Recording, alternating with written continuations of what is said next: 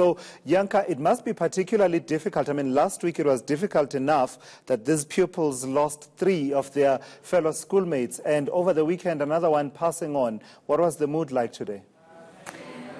Unfortunately, yes, it was a very somber and sad mood outside the school today.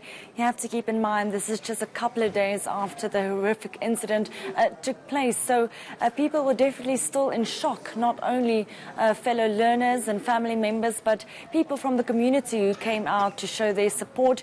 You could see them reading some of the messages and looking at the flowers that were put outside the school and just absolutely shaking their heads in disbelief. Definitely when it came to the learners who were very closely affected, you could see that some of the learners who didn't maybe see each other over the weekend, when they saw each other outside the school where they were all gathered for counselling services to pick up their bags just to show support, you could see a number of people just embracing each other, crying, just remembering some of their classmates who will not be returning to school this week.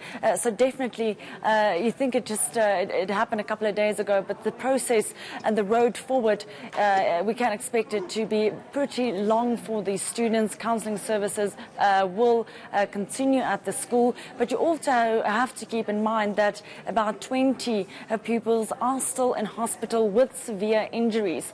And now I did take a look on the Facebook group that was created to basically just keep people up to date, and just some of the updates that I got is that there's one girl who was now left paralyzed from the arms down due to her injuries. Others are still in ICU undergoing numerous injuries because of broken bones.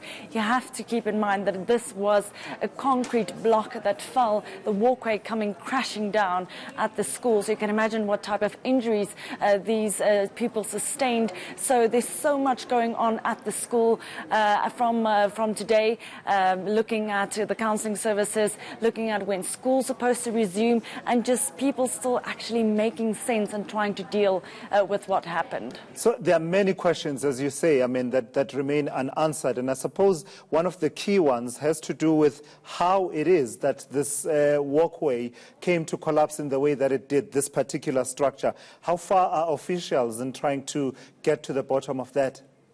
Yes, that is the big question. You think as a parent, you send your kid to school and they are safe there, and then this is a walkway that collapsed on these pupils. So obviously people do want answers apart from them dealing with the tragic incident. They also want to know how this could happen.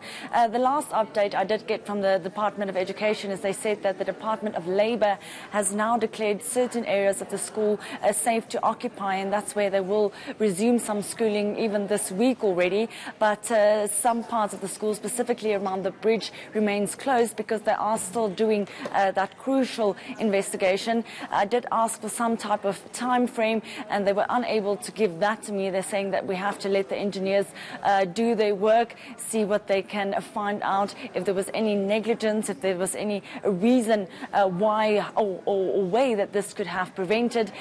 Already we are seeing reports of coming out of allegations that there was concerns that the bridge or the walkway was not safe. All of that is not being addressed at this moment. They are urging or asking for time for the engineers to do that crucial investigation to get some answers, even though it will not change the fact that the 4 pupils lost their lives, and some of those who were severely injured will have to live with those physical memories forever. Sure, and as you say, the Department of Labour now is said to have declared parts of the school safe to use again, and I suppose the indications are that the matric class will be given priority, is it? Yes, they were already prioritised this morning when it came to counselling services, and we understand that they will also be returning to school on Wednesday already, where they will be attending some classes or attending to some administrative work that they might need to do.